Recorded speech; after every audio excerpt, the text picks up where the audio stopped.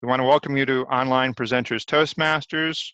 This is where we focus on learning skills for better webinars and online events. One of the ways we do that is by holding some special workshops, which we've been doing over the past several months. The next one will actually be a panel discussion on how to start an online club. Now, Carol McCullough, who was a coach for our club, helped us get off the ground. She's going to be the moderator. I volunteered myself to be one of the panelists because I think I know something about it, but we're also going to hear from other clubs who may have taken different approaches to recruiting people and getting their clubs in working order. We want to thank Ring Central for allowing us to use the Ring Central Meetings platform at no cost. They happen to be a client of mine, so I've got some friends over there, and I'm going to try and stay friendly with them. Partly by telling you that the cloud is winning. It's taking over business communications, and Ring Central is winning in the cloud. We do suggest that if you're new, that you try and use a headset or earbuds, mute your mic when it's not your turn, and you can turn your video on and off, but we do want to see you. The video can be toggled between a gallery mode where you see everybody and an active speaker mode where you see whoever is speaking at that moment. If you decide you'd like to become a member, we ask you to attend at least 2 meetings as a guest. You should understand that this is an advanced club, so it's not intended for absolute beginners. But if you don't meet the base membership requirement of having given more than 6 Toastmaster speeches, we can make an exception if you talk us into it.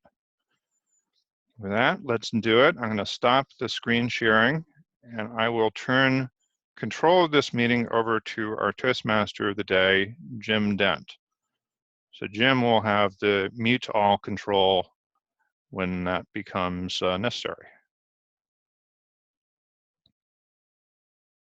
Okay. Let's see. Thank you. And let me just open up the agenda here on my other computer. Okay, to start off, I want to introduce our functionaries first. Our first functionaries are counter Monica Tucker. Would you like to explain what you'll be doing, Monica? Absolutely, Mr. Toastmaster. As counter, I will be listening to all the speakers, table topics, and evaluations for any of the word fillers, so, and report on it at the end of the meeting when called upon. Mr. Toastmaster. Thank you. Our timer is Adrienne Williams. Adrienne, tell us what you're going to be doing. I will be giving you the time today at each section. I will show green, red, and this is going to be yellow. Thank you. Thank you. So we're going to use our imagination tonight. That shouldn't be an obstacle for us. Our grammarian this evening is Lou Brown. Lou, what are you going to be doing?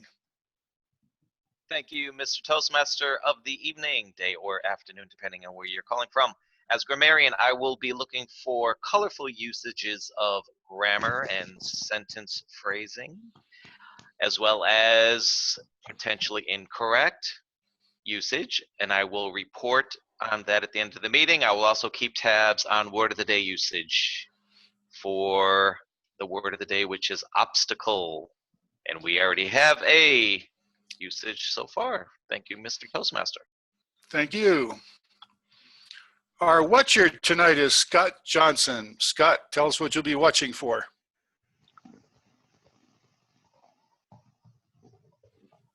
Scott? Sorry, Mr. Toastmaster, we had a bit of a glitch with the computer, but we're back online now. I'll be critiquing visual presentation, so I'll be taking notice of the body language and also how the speakers use slides and just their presentation itself. And I will be presenting my findings at the end of the meeting, Mr. Toastmaster. Thank you. Our vote counter tonight is Dagmara.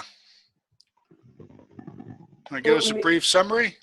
Thank you, Mr. Toastmaster of the Day. I will be counting the balls that you will be casting for speakers, table topic speakers, and evaluator. Thank you. Thank you. And last, our chat monitor is Maui. Thank you, Toastmasters. What I'm going to do is I'll be watching the chat box and then assist as needed. And if there is any conversation, anything that's needed, that's going to be me tonight. Thank you. Okay, thank you. And before we get started, I got a little educational tip I want to give to everybody. For anybody that is still yet to work on their Advanced Communicator Awards or their Advanced Leadership Awards, I'd advise you go out and download a copy of item 1226, which is the Advanced Communicator Award application. They'll give all the requirements you need to do in addition to just the 2 books. And also the Advanced Leadership application, which is 1228, which also describes the requirements. There is no actual advanced manuals for leadership advanced, so you need to follow the application form for your requirements. So, gotta get my needle and thread out, I guess, right? Next on the agenda, we're gonna move into our speakers. And our first speaker is John Quick. John is giving a speech from the Storytelling Manual, number 2, speech number 2. The project is Let's Get Personal. John is presenting project 2, Let's Get Personal, from the Storytelling Manual. It's 6 to 8 minutes. The title of his speech is I Could Die Today. John Quick, I Could Die Today. Okay, I need to show you the cards, right? Okay, Right. I want to make sure you see the cards. Oh, it's okay. Don't Okay, worry go about ahead. it. Okay, perfect. Don't worry about that background noise either. Okay. I thought to myself, I could die today. I was stranded on a mountain in Argentina with no signs of life in sight.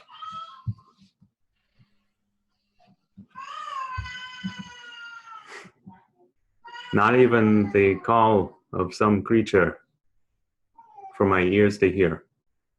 Completely in isolation. Toastmasters and guests, the Super Bowl was last night. That's the championship game for the National Football League. It's one of the biggest sporting events watched all over the world each year. In football, the central figure of the team is the quarterback. That's the person who throws the ball to everyone else on the team. Once in a while, a quarterback will get ready to start a play, but suddenly deviate from the plan. He sees a new opportunity and changes the plan. This is referred to as calling an audible. I decided to call an audible today. We can almost die on a mountain any day of the year, but the Super Bowl happens just one day a year. So I decided to tell you about the Super Bowl instead. Last night's Super Bowl was most spectators' first introduction to the name Nick Foles. Nick Foles is the quarterback for the Philadelphia Eagles. If you miss a game, you're sure to hear his name soon because his team just won the championship. I'd like you to come with me back in time, 10 years. Back then, Nick Foles was a freshman student at Michigan State University. I had the pleasure of tutoring Nick in a computer class. This was part of a mandatory program for all student athletes to be paired up with tutors in all of their classes. Now, unlike most students, Nick was always prepared, and he didn't really need my help to succeed. He was doing just fine. I noticed even at that young age, he was already a gentleman and clearly someone who was a leader. Most of my students, I got to know them at least a little bit. We met once a week for about half an hour. Remember, Nick told me he was from Texas. And he told me a little bit about his history before he came to Michigan State. That he had played in a big state championship game where the top 2 schools in the entire state of Texas played. Unfortunately, his team lost in that game. He was also at one point a very top college prospect. However, in his senior year of high school, he suffered a major injury to his shoulder, which for someone who throws the ball a lot, that's a pretty serious injury, an obstacle, if you will, to overcome. So by the time I met Nick, he was a backup quarterback at Michigan State University with very little odds of having any playing time in his freshman year. By the next year, he left Michigan State. That's why if you hear him announce his school or look up his stats, you're not going to see anything about Michigan State. He ended up moving over to Arizona, University of Arizona, where he would become the starting quarterback for that team instead.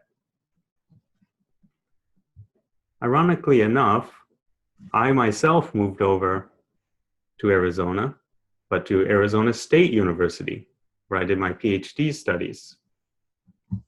By that time, I noticed, hey, there's that Nick Foles guy again. I remember him. He's playing in the big rivalry game, Arizona State. Back in those days, that was, yes, it's an interstate rivalry, but it's usually not a good game. Arizona would win by many points every year. But guess what happened that year?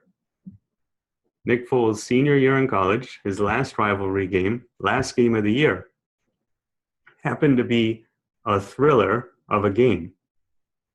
Once again, Nick's team came out on the downside of that exchange. They lost in a rare loss to that ragtag team at Arizona State.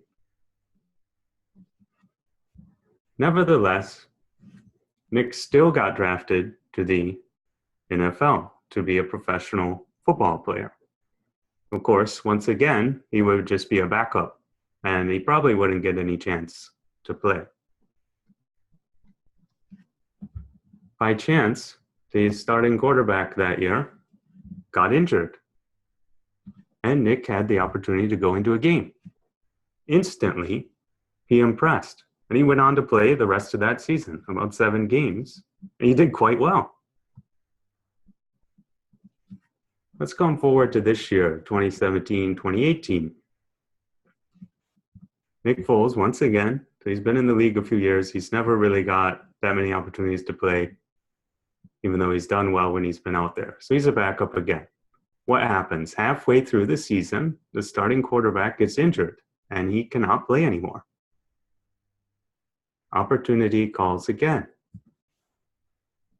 Well, this time around, Nick rose to the occasion once again, and he led his team to the biggest event in the entire sport. He started in the Super Bowl. Well, here we are today, the day after the Super Bowl, and everyone knows Nick Foles as champion of one of the world's biggest sporting events. However, I can tell you from experience that no matter what the result is on a given day, Nick Foles is always a winner. Toastmaster. Thank you, John. Nick Foles definitely overcame a lot of obstacles yesterday. I'm glad to see that he won and not the Patriots. Our next speaker is Roger Fung. Roger, I believe you gave your introduction to Jim Barber. Is that correct? That's correct. Okay, Jim, would you like to read his introduction? You have it? With pleasure, Mr. Toastmaster. After hearing about Toastmasters for over 20 years, Roger finally joined Toastmasters in April 2017. During this past year, Roger has competed in his district's fall speech contest, completed his CC manual, and is currently a Pathways guide preparing his clubs for their launch on February the 13th. Today, he is presenting his first Pathways speech, the Icebreaker. As icebreakers have always been, it's 4 to 6 minutes. You can find the Pathways evaluation form in the Google link Roger has placed into the chat box. You can read it online, or if you would like to type in some comments for Roger, you'll need to download the PDF to your device first, fill in the comments, save it, and then email it back to Roger directly. His email address is in the PDF. Now, please join me in welcoming Roger Fung, No-Cost Stress Relief in 15 minutes. No-Cost Stress Release in 15 minutes, Roger Fung.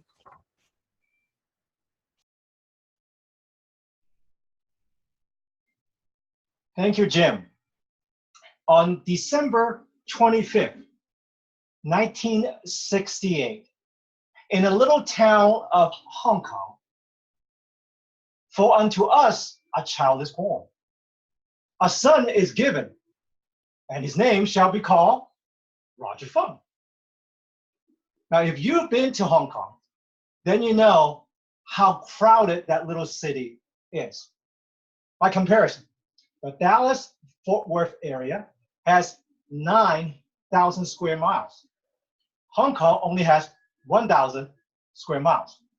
There are about 6.6 million people in Dallas compared to 7.3 million in Hong Kong. More people, less space.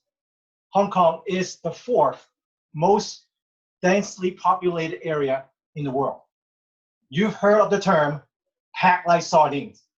Well, I lived like sardines for many years. Imagine if you lived like sardines, then you know what stressed out means.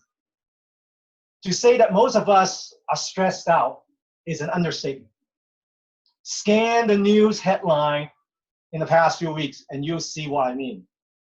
We have North Korea ready to fire missiles at the US. Then we see them practically holding hands with South Korea when it comes to the Winter Olympics.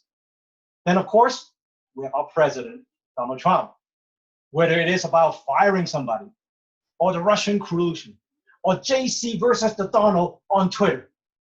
No matter whether you agree with our president or not, agree with his actions and behavior or not, whenever he does something or says something, people's minds are blown. And that's just what's in the news.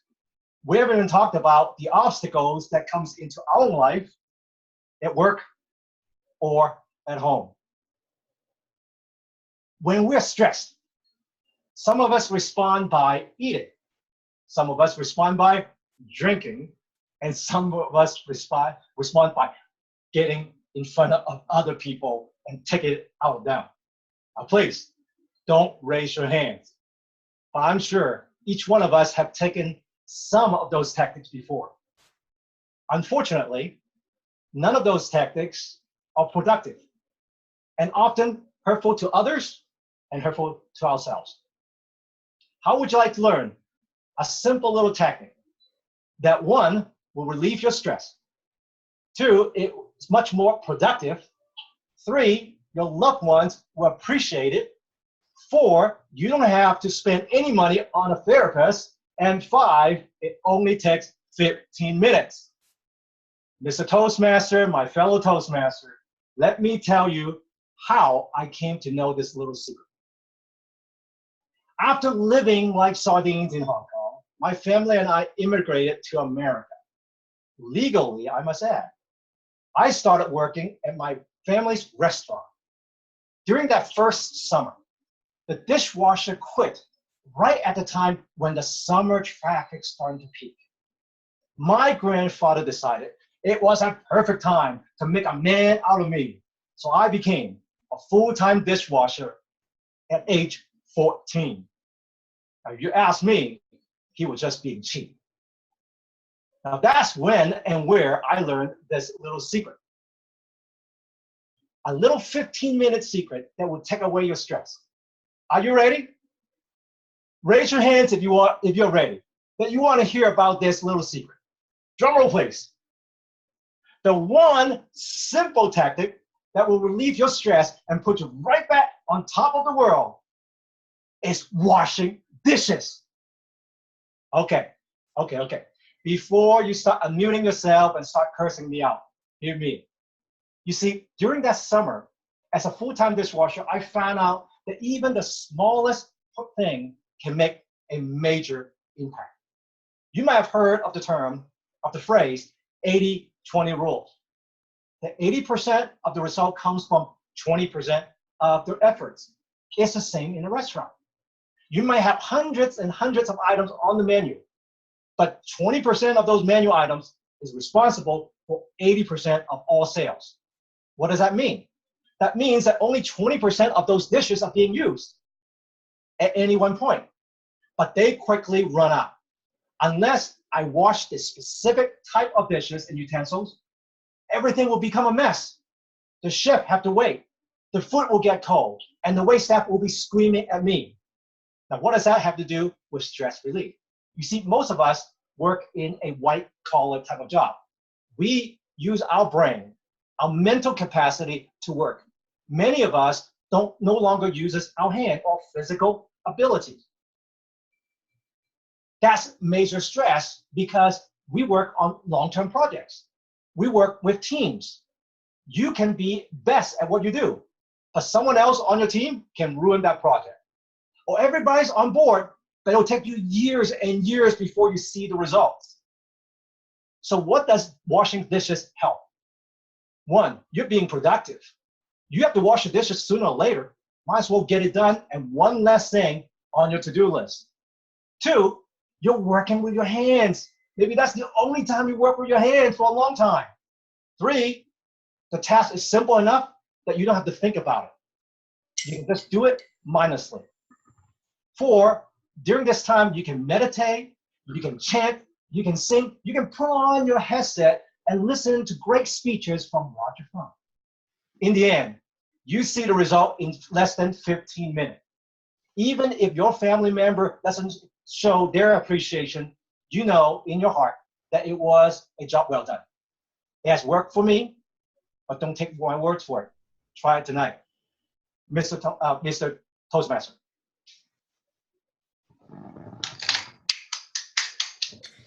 Thank you, Roger. Very interesting story. Personal. It's great. Our next speaker is Andrew Byrne. And let me pull up his introduction. And Andrew is giving a speech from the Storytelling Manual, speech number 5, Bringing History to Life. The title of his speech is The History of Emergency Medicine. The objective is to tell a story about a historical event or person. Andrew is from Coral Springs, Florida. He joined Toastmasters in 2012 and achieved a DTM in 2016. He belongs to 3 physical clubs and is a charter member of this virtual club. He has served as club officers in the roles of secretary, VPPR, VPE, and president. He has served at the district as DTM manager and parliamentarian. Today, presenting storytelling project number 5, Bringing History to Life. John Wigenstein, not sure if I pronounced that right, founding father of emergency medicine and the beginning of emergency medicine. This project agenda is to understand the purpose of stories. Andrew. Thank you very much. How do we remember history, times, and events? For some people, it's a sound, it's a smell, it's an emotion, a birthday, a discovery, or a song, or another event. When you were born, when you graduated high school or college, when you got married or had children. Imagine if you had to create the future infrastructure that millions of lives would depend on. John did just that. Fellow Toastmasters and dignitaries, guests, today I'm going to share with you my thoughts and recollections about John Wigenstein, a member who was the founding father of emergency medicine. I want you to picture in your mind this scene.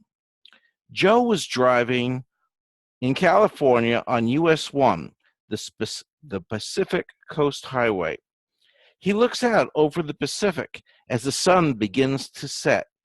Suddenly, a turtle crosses the road, and he turns the wheel and goes off the road. You can hear the streaking as he loses control of his vehicle. He landed partially down on a cliff, perched and unsteady. His airbag deployed. He is bleeding from his face. He has pain in his abdomen. His concentration is wavering. He raises his iPhone and calls for help before he passes out. But what would happen if it was 1960? What have you taken for granted and did not yet exist? What technologies? In 1960, for those that were alive then, there was no specialty of emergency medicine as we know it. There was not an EMS system. There were no paramedics, EMTs, advanced cardiac life support, or advanced trauma life support. There was no trauma system to take him to a specialized hospital. There were no smartphones. Hospitals did not have emergency departments. If a hospital did have an ER, an emergency room in the basement of the hospital, it was staffed by all members of the hospital, including the psychiatrist, the dermatologist, the pathologist, family practitioners, and pediatricians and internists, amongst others. The public began to realize that they wanted to go to a hospital in times of need and meet doctors who were actually trained to take care of them. In 1965, a group of physicians in Alexandria, Virginia, got together and formed the first group of full-time emergency medicine physicians. Later in 1968, 11 physicians, led by Dr. John Wigenstein, formed the American College of Emergency Physicians. John was a gentle giant at 6'4". He was soft-speaking with white flowing hair, looking a little bit like Marcus Welby of TV fame. His undergraduate degree was in divinity before he went to medical school. He was a practicing family physician with ties to the University of Michigan after his brief military service. But his divinity training helped him relate to everyone and be a great communicator. John led a courageous group of physicians to create a future that he envisioned, an environment where physicians chose to be in hospital-based practice full-time, 24/7, 365. They would receive continuous specialty training. A specialty board would be created with the development of residency programs and research activity to improve the health and outcomes of patients that were critically ill or injured. They would set up a community structure of regionalized and cooperative care based on the military models of Vietnam, where they had trauma centers, EMS, and helicopter transport to specialty centers to take care of unique problems like neurotrauma, regular trauma to the abdomen. You saw those things on MASH. I entered college in 1968 and was a participant in creating the first student-owned and operated ambulance company in 1970. I became aware of John's work and met him in 1979. His enthusiasm for emergency medicine was infectious. He infected me and directed me into a lifelong career in emergency medicine. It was 50 years ago that John's leadership created the American College of Emergency Physicians, known as ACEP. John is no longer here, but look back to what he had accomplished. He accomplished an organization, the American College of Emergency Physicians, celebrating their 50th anniversary this year.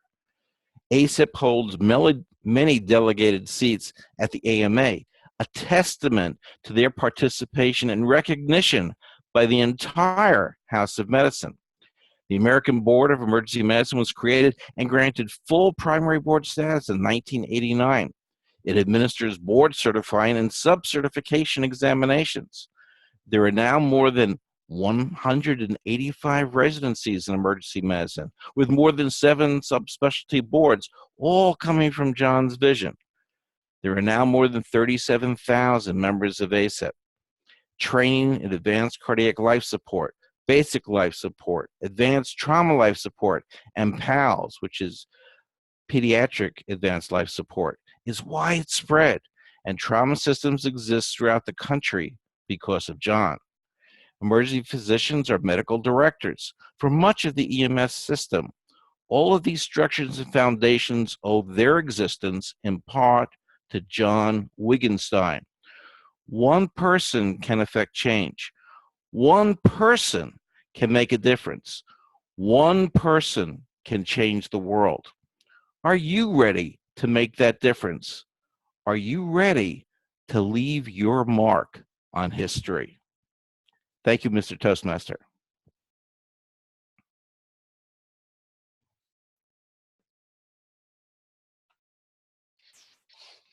Thank you, Andy. That was great. I used to be a EMT grade 4 when I was much younger with a volunteer ambulance duty, and I was able to do tracheostomy deliveries and minor surgery under doctors' direct orders on the phone. It's very interesting. That's fantastic. Okay, before we move into table topics, I want to give another little educational tip on our CC and CL manuals. Let you know you can work on multiple CCs and multiple CLs simultaneously. It's a good way. I use CCs for any of my back pocket speeches or last minute speeches I have to give. You can always give it for any one of those speeches in the CL manual since they're topic independent. And the CL manual, I work on multiples because some of them you can only sign up for once, and it provides an incentive to sign up for roles at a meeting. So with that, we're going to move on to our table topics master, Carol, who will lead us in table topics. Thank you, Jim. Table topics today is focused on today. Today is February 5th, the day after the Super Bowl. So the questions for the day are going to be centered around events or occurrences that are centered on today. I would like to ask Graham to sign up to be the first table topic answer person. Graham, in 1952, the first installation of a "Don't Walk" sign was installed in New York City. What is your perspective on the amount of walking that Americans do today? Madam Table Topics Master, fellow Toastmasters and guests, there are an enormous number of obstacles to walking today. But I think that one of the most interesting obstacles that we face, or at least that Americans face, because I'm not an American, but I can speak, I think, for most of us in the Western world, is that we have too many other things to take our time. We have television, we have the internet, we have online Toastmasters meetings when we should be off swimming in the swimming pool on a cruise ship that is heading towards the South Pacific. But walking is, I think, making a comeback. I remember seeing, not long ago, talking of television, the lead actors from West Wing doing a public service announcement where they were doing a walk and talk, which of course the show was famous for, where the characters like CJ would all walk around and they would carry on these conversations. And they were doing a walk and talk, and they were talking about how important it was that we as watchers of TV, that we as ordinary people walk for at least 30 minutes a day. I'm walking for 30 minutes a day, or at least an hour a day is what I'm trying to do. With the obstacles for most Americans, though, I think is probably that there are too many cars and it's just too dangerous to go walking, particularly at night. In what was the word I heard used earlier? Sketchy areas. I love that word, sketchy. I'm not sure I like sketchy areas, but I do like the word. Madam Topics Master. Thank you. Thank you, Graham. Monica Tucker, you're next. February 5th has been declared World Nutella Day by some American fans. Nutella is an Italian hazelnut spread that has a passionate following across the world. Surprisingly, Nutella created an obstacle and initially fought against this honor. What and why did you initially fight against something, but eventually came to embrace it? Monica. Carol, thank you very much. So you're asking me about what and why I fought against something and then eventually turned and went with it. Yes. Fellow Toastmasters, guest, one of the things that I had an issue with early on was our political system and the methods about some of the advertisements and some of the coercion that went on. And as our elections went on, I had to really step back and evaluate my motivation and my beliefs and put them against what other people were telling me and really go with what I felt like was for the best for me as far as a vote in our last presidential election. It got to be heated at times, especially at different places that I went. I tried to always get politics out of a conversation because people can get very passionate about that very quickly. But I do have my own opinion. I just try not to upset others, but I do have different views from different areas after talking with so many different people. Madam Table Topics Master. Thank you, Monica. Our next Table Topics person is John from the Philippines. John, if you were born on February 5th, your zodiac would be an Aquarius. An Aquarius is described as being honest and imaginative. What you see is what you get. Who does this description remind you of and why? Please join me in welcoming John. Have you ever thought of a person that is more of a physical person than the emotional person? Have you ever thought of how does that person think? If you did, raise your hand. Only a few people. Sometimes I ask myself, what is the purpose of portraying yourself the way you do? At times, it took me a while actually to realize that what I'm doing may not be right. And what am I portraying? What am I doing in my life? How am I presenting myself? After many years of battling my own consciousness and trying to figure out things on my own, I realized that taking a step back sometimes and really portraying myself in an appropriate manner actually made a difference in the society. When I say society, I don't mean that I was a politician or anything else, but in my own circle. And that I started presenting myself that I started presenting myself as someone who I want to be. Did you ever encounter a situation where you had to become someone who you thought you'd never be? If you did, you may have remembered the other days where you haven't actually came to a point where you are just now. That's what I did many, many years ago. And here I am today, asking myself, did I come this far because I was able to portray myself the right way? Did I come here because of persistence? Or I have just came here because of sheer will? If you ever encounter a situation where you would like to do something and portray yourself the best possible way, just be patient. Madam Table Topics Master. Thank you. Jim, do we have time for one more?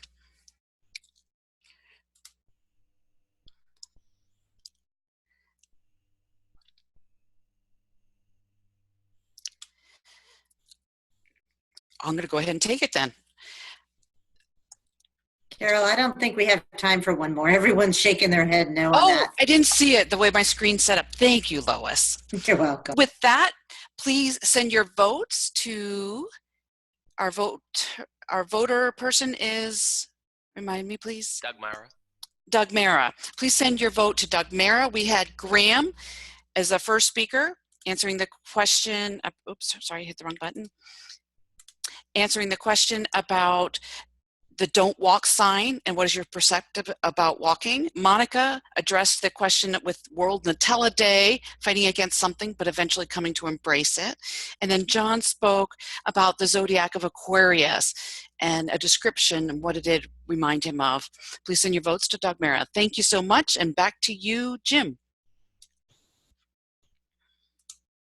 Thank you. It's now time to move on to our evaluators. Our first evaluator is Lois, who is evaluating. Yeah, working two computers at one time is fun. Yeah, John, quick. Go ahead. Thank you, Mr. Toastmaster, my fellow Toastmasters, and most especially John. The title of the speech was I Could Die Today. We didn't really know a lot about this speech, but we did get a good 30 seconds beginning where he started talking about the mountains in Argentina, and then he talked about Nick Foley's. And one or two things I would have gone with on this particular scenario, John, was I would have just said, I could have died today knowing that I was able to tutor Nick Foley's. And I would have just kept going with the theme and not explained it to anyone because we didn't know anything otherwise. This was a wonderful story. I mean, I watched that game to the very last second.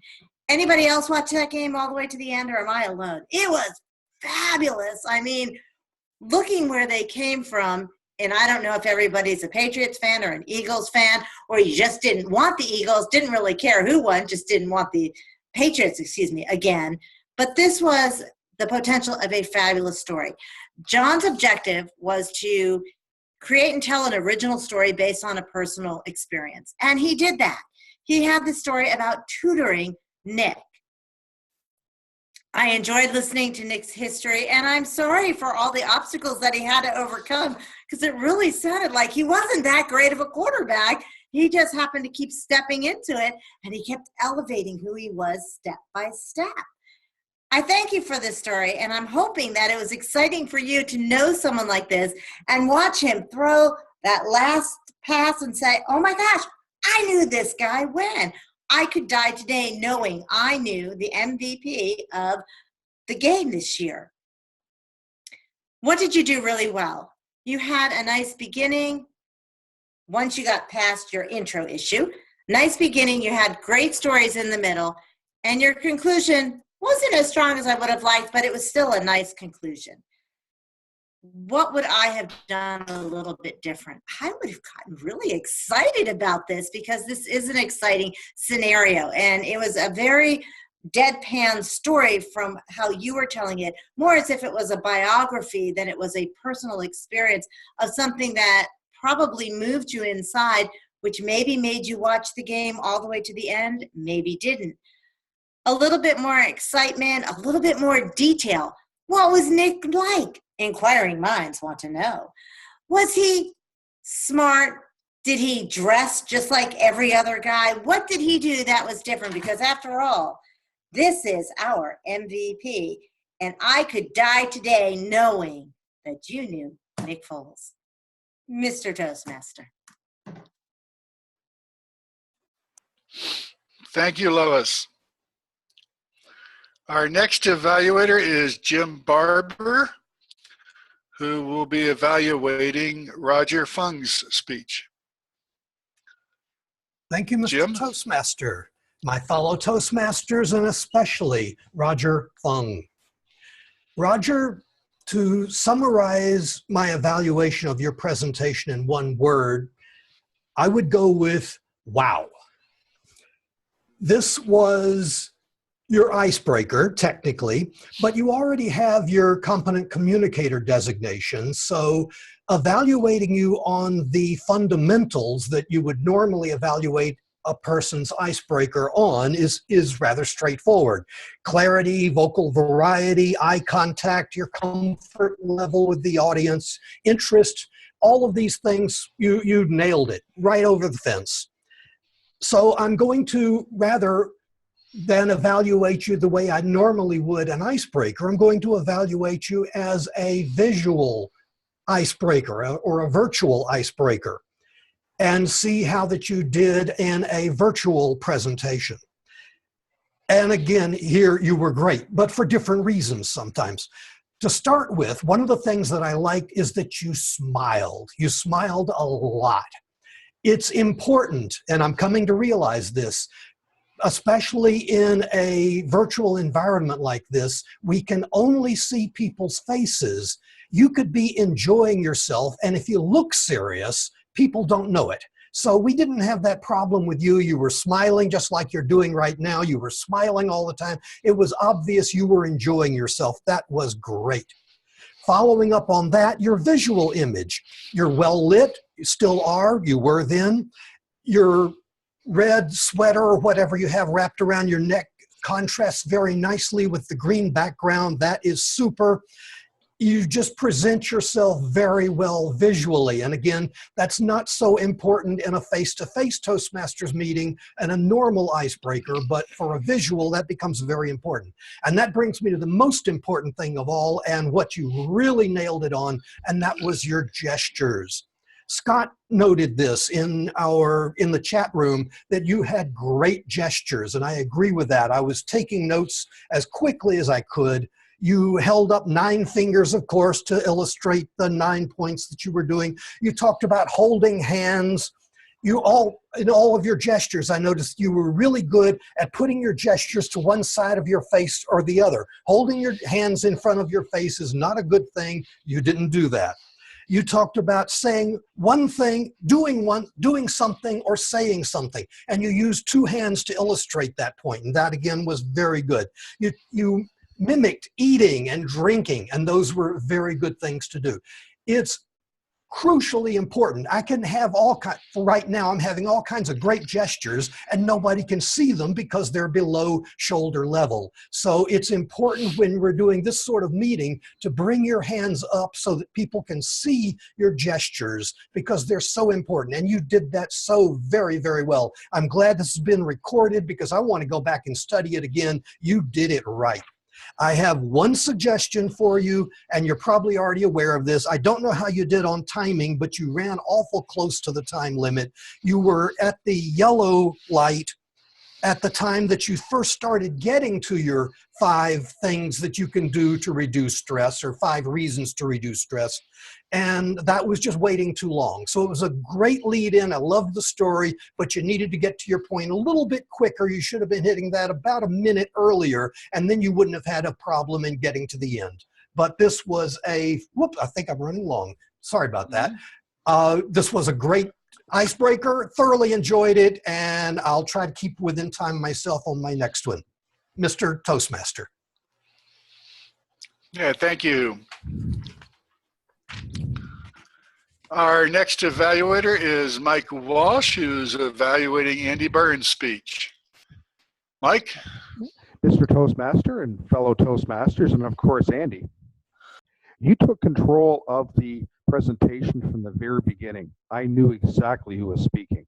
I didn't need to look at a whole group of people. I could see exactly what you were doing, and you took control over it from the very beginning.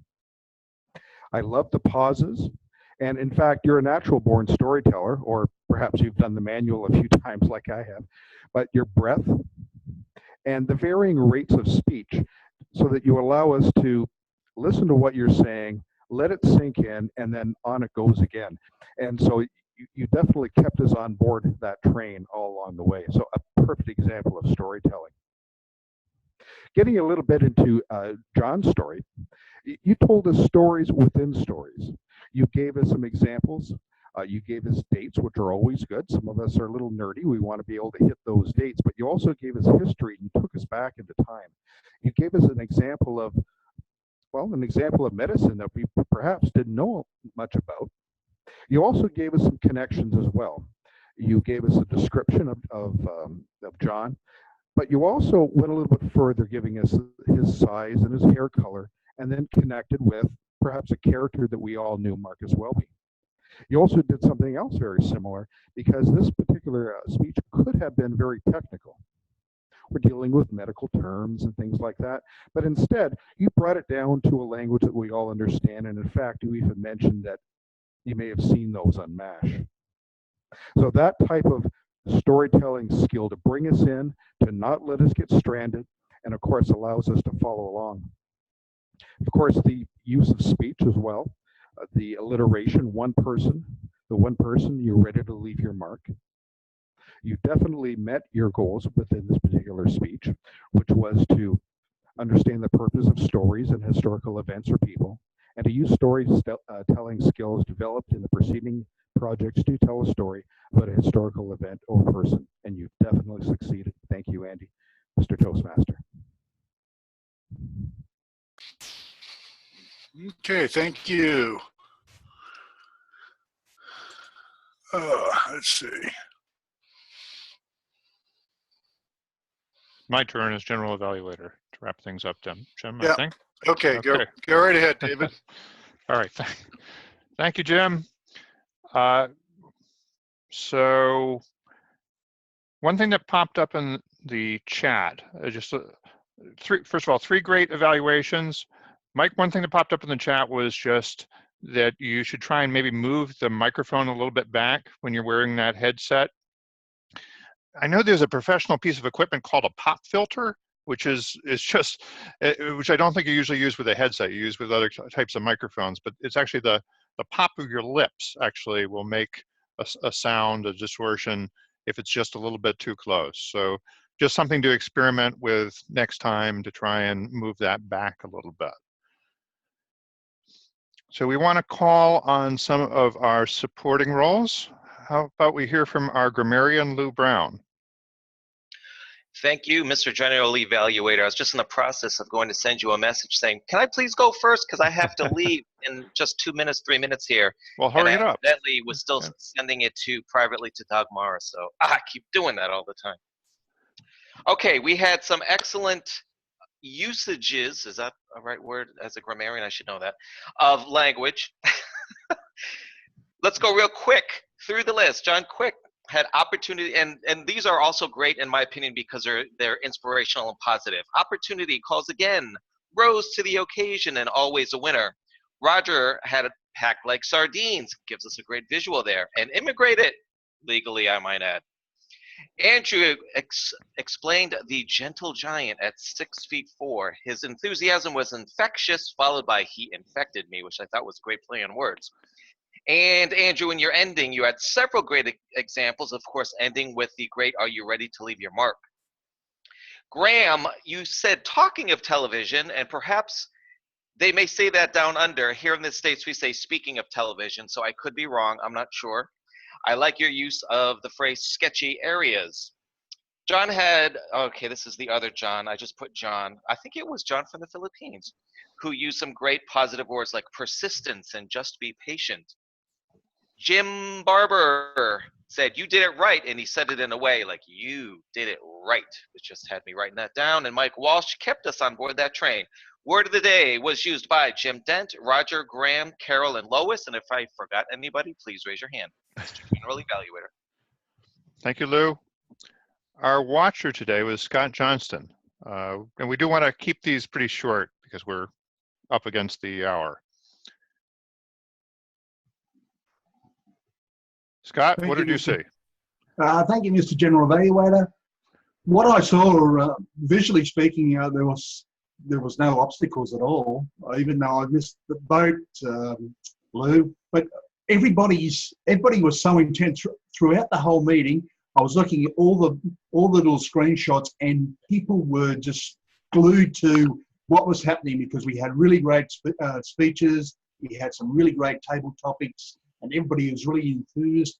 I really liked everybody did up very well, and I really liked, even though we didn't have any visuals, I really liked Roger's body language and how clear he was, and I really liked that cute little turtle that was coming across the screen. So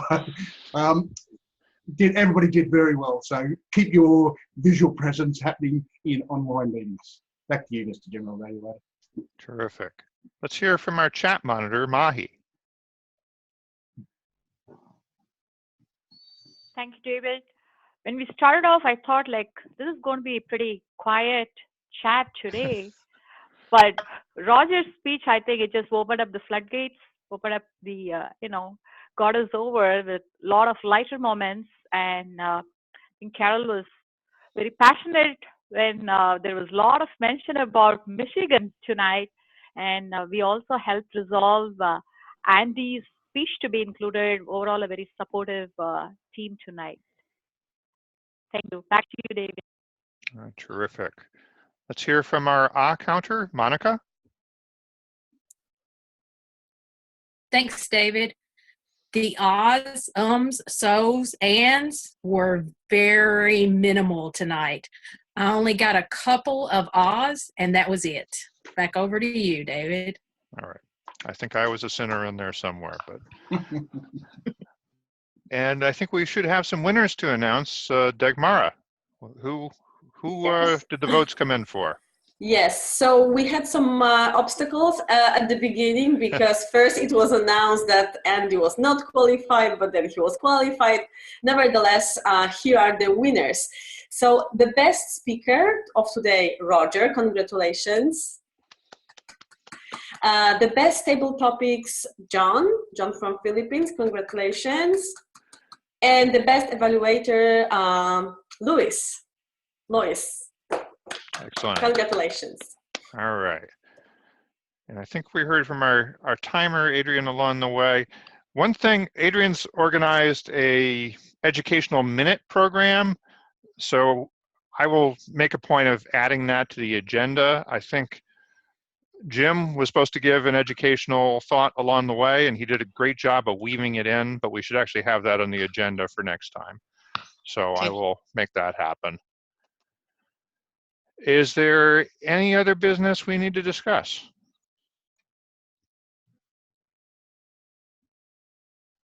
Hearing none, I think we can wrap it up for tonight. Please sign up online, although don't force me to end the meetings with trying to draft people the way I used to. Try and sign up in between, and then we can all spend more time on speaking and evaluating and having a good time. David, I think we should have a Toastmaster. Yeah, I think we should have our Toastmaster for next week. Somebody needs to step up. Yeah, Deborah, did you check your schedule while this meeting was going on, or? I can't check it until I talk to my client. I meet twice a week. Right, well, I can be Toastmaster and someone else can speak. How about? that sounds great. Okay, perfect. All right, let's have a great week, everybody. We'll make those couple of changes to the agenda, and Deborah, if you can fill a supporting role next week, and maybe we can draft you for Toastmaster of the Day another time. We need a speaker if she can speak. That would be great. Would you like to speak next week? Well, she doesn't know if she can be here, so that makes it tougher. I can be here. Okay, perfect. All right, well, that's what the issue is. I think I see filling the speaking three roles speakers. isn't. There's 3 speakers already signed up for next week. But Adrian was one of them, and Right. she's switched to Toastmaster of the Day. Oh, okay. So that's all. Maybe actually- Carol can give us her speech. David, I did private chat with you through there to tell you what I was up to, but it's okay. That's It doesn't okay. matter. Sorry, sometimes Yeah, it's a it's little too fine. much coming too fast. Oh, yeah. Anyways, have a great week, everybody, and thanks for joining today. Bye, everyone. All right, Good bye-bye. seeing everybody.